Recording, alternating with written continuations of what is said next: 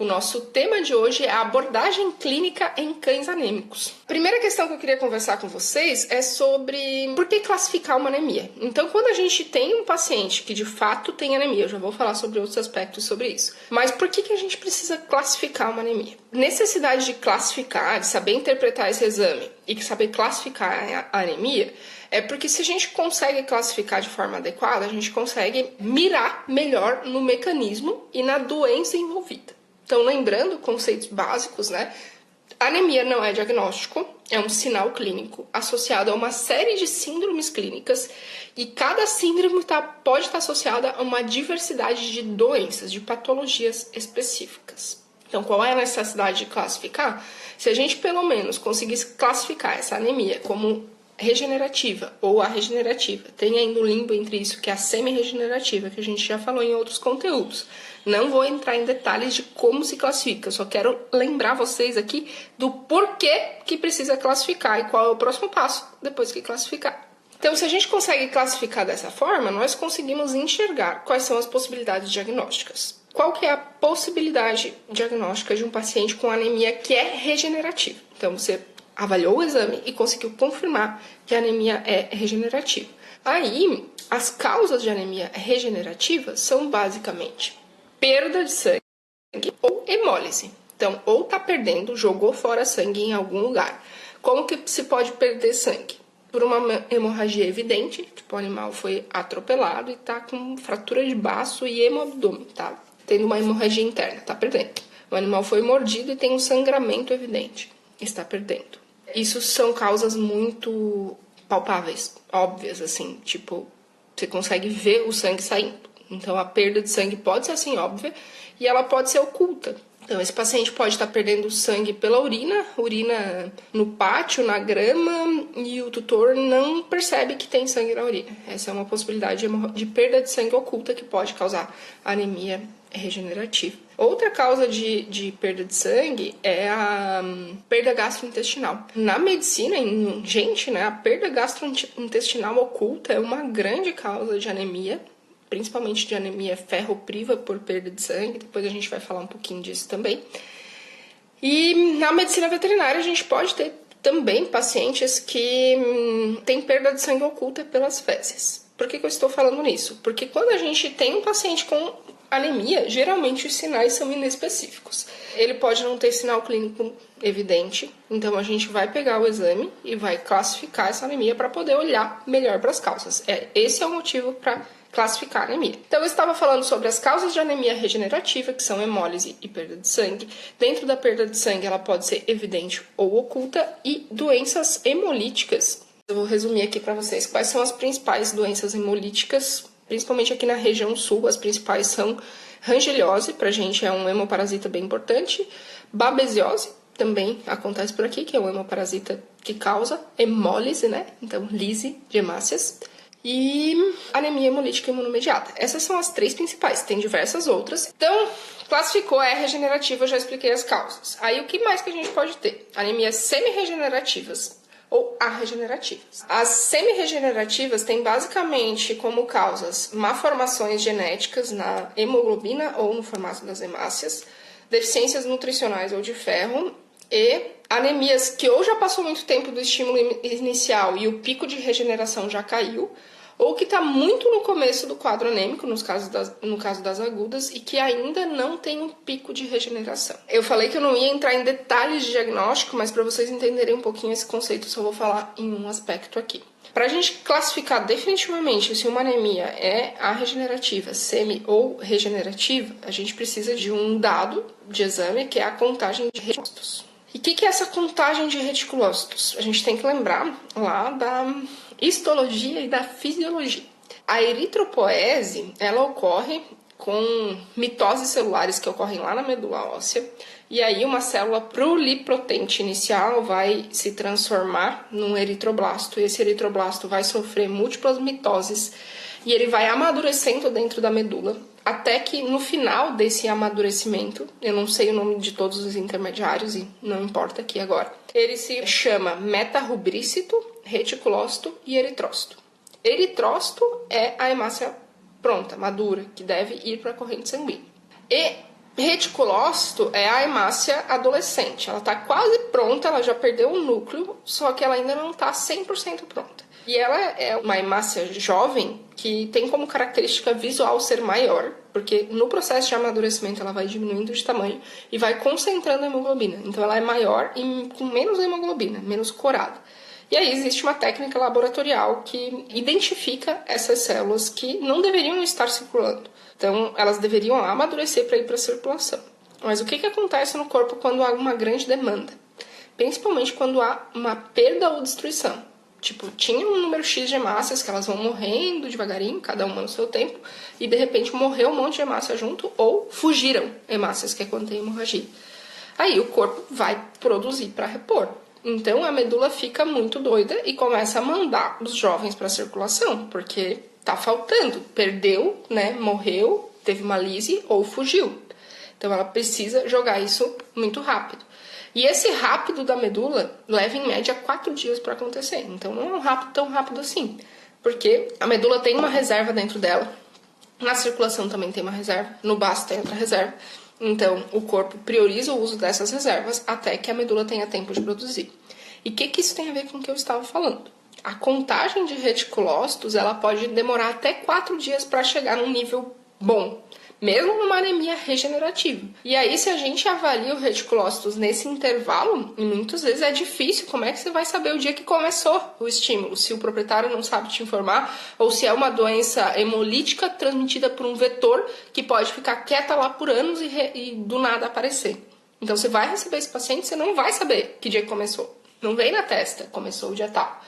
Então, você precisa saber que essas anemias semi-regenerativas podem ser um processo regenerativo que ainda não teve tempo de acontecer, tá? Essa é uma causa que também precisa ser considerada. E a anemia arregenerativa vai ser aquela em que não há produção adequada da medula a ponto de repor essa falha, esse déficit que caracteriza a anemia. Bom, essa era uma questão frequente aqui pra gente e que eu queria deixar claro pra vocês por que a gente precisa classificar, tá? Tem vários esquemas e mapa mental, depois lá no Telegram eu vou mandar mais material pro pessoal que está lá. Então se você ainda não está no canal do Telegram, entra lá que eu vou mandar um esqueminha de diagrama, né, do diagnóstico de anemia. Segunda questão que eu queria colocar aqui, e que eu já vi muito desespero na rotina, eu já me desesperei, e eu queria compartilhar com vocês. É a questão do sinal clínico principal associado à anemia, que é a palidez de mucosa. Nesse ponto, a primeira coisa que a gente precisa considerar é se todo paciente com palidez de mucosa é anêmico. Então, gente, nem todo paciente com mucosa pálida é anêmico. Tá? O que pode interferir? Então, situações que levam uma falha na perfusão e uma vasoconstrição periférica podem levar a palidez de mucosa sem ter anemia. Ou seja, a gente tem hemácias, hemoglobina, hematócrito, tudo em quantidade adequada e não tem anemia. Porque tem uma vasoconstrição periférica, então o sangue não chega lá na periferia. A gente olha a mucosa do cachorro, tá branca. Hipoperfusão ou vasoconstrição podem causar uma mucosa pálida sem ter anemia. A Tereza está falando aqui que a palidez é associada à resposta de luta ou fuga ou liberação de epinefrina. Essa é uma situação eu já vi várias vezes na rotina. Já compartilhei um caso aqui com vocês de um dogo argentino, que é de uma aluna minha lá da Unibave. Chegou para consulta. A queixa da tutora era que o animal não estava ganhando peso. Na verdade, ele estava em score corporal normal e ela queria que ele ganhasse peso, porque aquele pensamento de vó que gordinho é mais saudável, sabe? Mas o paciente estava normal. E aí, quando eu comecei a examinar, eu fiquei bem preocupada, porque a mucosa estava muito pálida. Tirei foto da mucosa, porque eu tiro foto de tudo para depois usar em aula, usar aqui com vocês, usar nos materiais. O restante do exame físico todo normal. Fui conversar com ela, explicar que estava pálida, que era legal a gente investigar se ela tinha observado esse sintoma, podia ser que realmente tivesse alguma doença de base. E aí fui preparar o material para coletar sangue. Quando eu terminei de preparar seringa, deixar tudo bonitinho, arrumado, que esse é um ponto importante para uma coleta de sangue dar certo, a mucosa da cachorrinha já estava normal. já estava bem melhor. Depois a minha aluna mandou uma foto em casa, a mucosa estava rosíssima. Então, quando tem uma resposta à liberação de epinefrina ou adrenalina, um dos efeitos desse hormônio, desse neurotransmissor, é vasoconstrição periférica. Então, a gente pode ter uma palidez transitória, que assim que saiu desse quadro de resposta à luta ou fuga, já melhora. Esse é um caso que a gente achou toda a explicação. Vou contar para vocês agora um caso muito louco que a gente não achou explicação, mas que o paciente melhorou, que também acontece muito na rotina e eu queria trazer isso para vocês, que muitas vezes a gente não fecha o diagnóstico, assim como vocês, a gente não... O milagre do diagnóstico, que a gente tem diagnóstico fechado, etiológico em todos os casos, mas conhecer muito sobre clínica, sobre mecanismos, nos deixa tranquilo quando algo que a gente não consegue explicar acontece. Já vou explicar para vocês. A história, gente, é de uma aluna nossa do curso Descomplicando, a Carol. Ela me mandou um caso que ela achou muito esquisito, que ela atendeu um cachorrinho que chegou totalmente chocado no consultório. E daí, tava com uma mucosa muito pálida, com o pulso um pouco fraco. Ela disse que achou a frequência cardíaca normal, não estava muito alterada. Achou o turgor cutâneo aumentado. Para ela, estava muito desidratado. Na avaliação clínica, estava desidratado e mucosas muito pálidas. Aí, ela iniciou fluidoterapia nesse paciente e fez anamnese. A proprietária, ela disse que conhecia a proprietária e já atendia animais dessa proprietária, que ela é extremamente cuidadosa, que ela negava qualquer episódio de vômito e diarreia, que o paciente estava bem e do nada ele ficou assim, e que ele tinha engolido uma abelha. Esse era o único dado no histórico. Aí o que aconteceu? Ela hidratou o paciente e estabilizou antes de fazer a coleta. Essa é uma etapa importante também, gente. Se a gente coleta desse paciente desidratado, primeiro que aumenta a agregação plaquetária, aumenta o índice de erros pré-analíticos, então o ideal é iniciar a hidratação, estabilizar esse paciente, depois você faz a coleta, tá? Nesse caso em específico, tem situações que não é bem essa a recomendação. E aí, ela hidratou mais ou menos por 2 horas, o paciente coletou a amostra, o paciente ressuscitou das trevas, estava ativo, estava com as mucosas normais, pulso normal, mordendo, diz que foi horrível a coleta, ela me contou. E aí, quando chegou o resultado, eu anotei os dados aqui para não esquecer, o hematócrito estava 17, a hemoglobina 18 e os eritrócitos 8,23. Então, só para relembrar os valores de referência, hematócrito é 37 a 55. 57% é alto. Está longe de ser uma anemia, na verdade é uma hemoconcentração. Nesse caso a gente sabe que é hemoconcentração por outros dados aqui, porque a hemoglobina e os eritrócitos estão dentro dos valores de referência e só o hematócrito aumentado, então isso sinaliza por um processo de desidratação. Diante disso, o paciente estava totalmente pálido, melhorou só com a fluido, saiu do quadro de choque que ele chegou no consultório, não havia nenhum histórico de motivo de perda para causar essa desidratação. Foi por isso que eu falei que a gente não sabe qual foi o diagnóstico real. O fato é que o cachorrinho melhorou. Esse eritrograma sinaliza para uma hemoconcentração e a gente tinha um paciente com mucosa pálida. Então essa é uma situação muito clássica.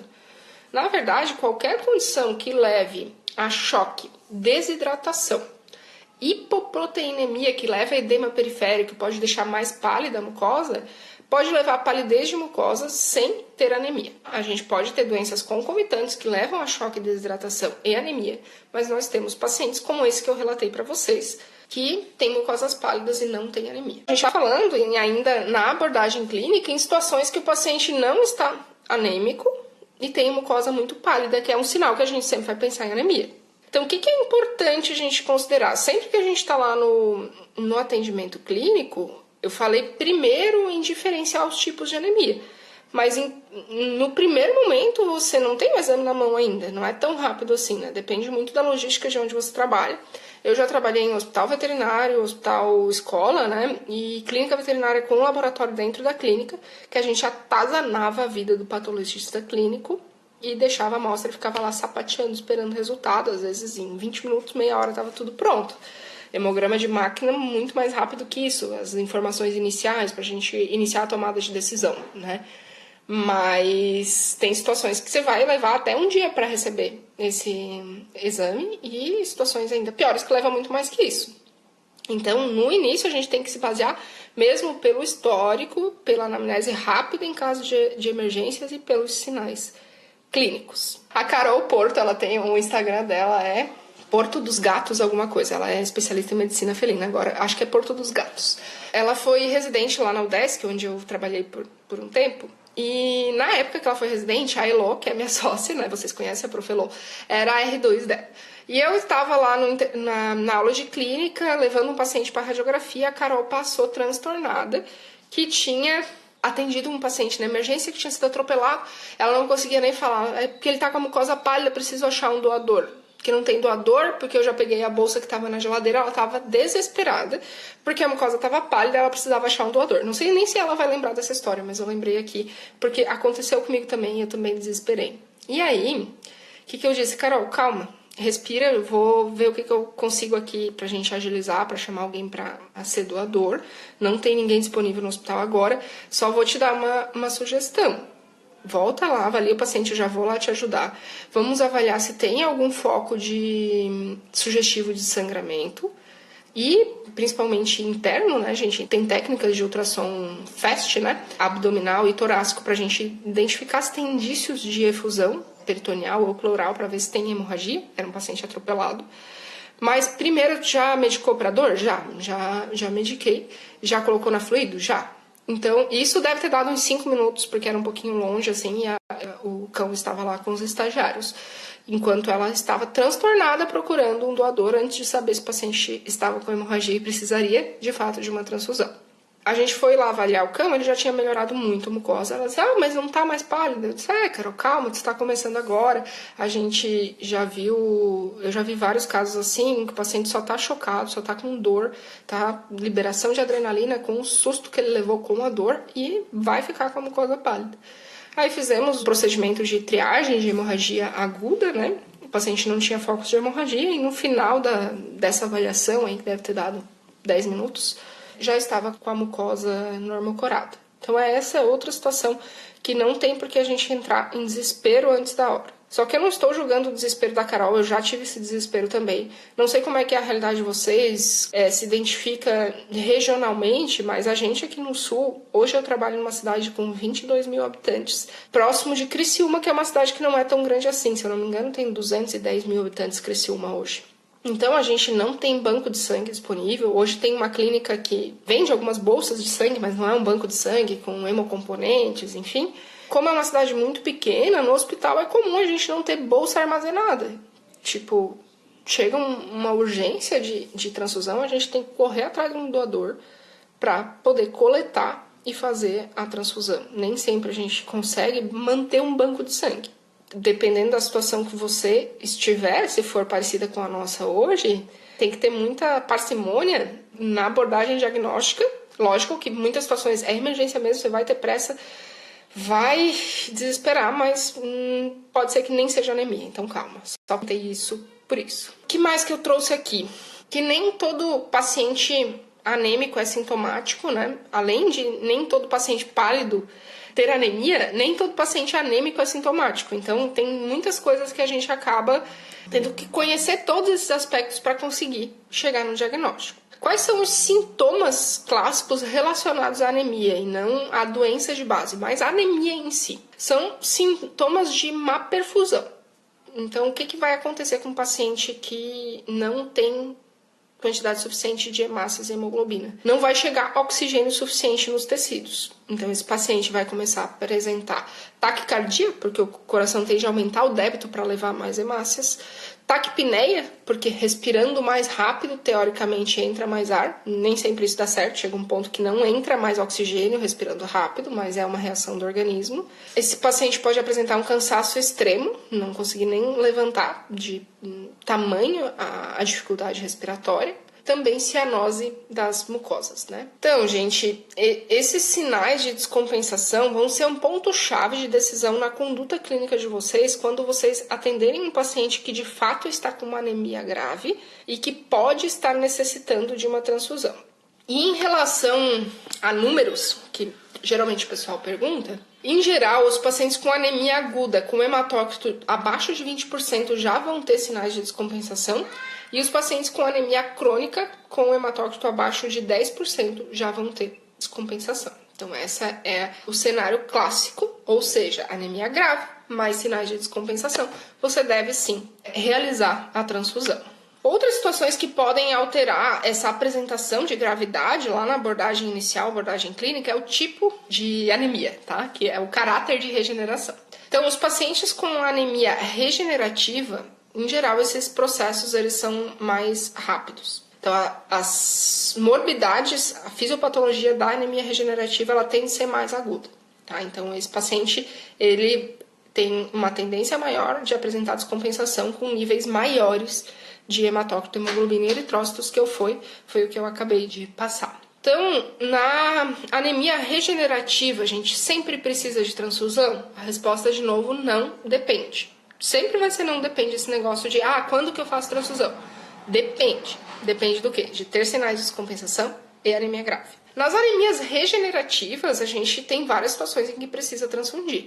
Mas o que você tem que pensar na lógica da coisa? Se a anemia é regenerativa, a medula está produzindo novas células. Então, quanto mais eu evitar a transfusão, melhor para o meu paciente. Porque se ele melhorar com o tratamento de base dessa anemia, a medula dele está produzindo, por que você vai jogar sangue de outro bicho dentro dele? Toda transfusão tem potencial de causar efeitos adversos. Não vamos falar aqui hoje sobre quais efeitos, quais são as adversidades das transfusões, mas isso vocês têm que ter em mente. Só se faz transfusão quando ela é absolutamente necessária. Não se faz para pensar. Não se faz porque você acha. Tá? Tem que ter evidência. Então, tem que ter anemia grave e sintomática. Eu falei dos valores, dos parâmetros. Quanto mais regenerativa for, eu não estou dizendo que não se faz nas regenerativas, depende desses critérios. Mas maior a chance de você não precisar de transfusão, porque a medula está produzindo. Por outro lado, as anemias arregenerativas, o raciocínio é ao contrário.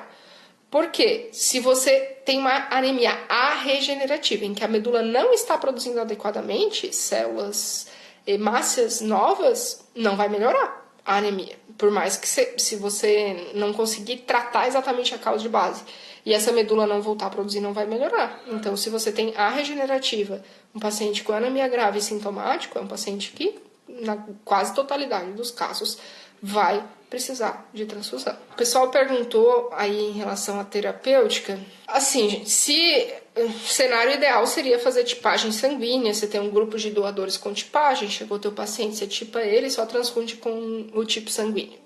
Aqui, na nossa realidade, isso não existe.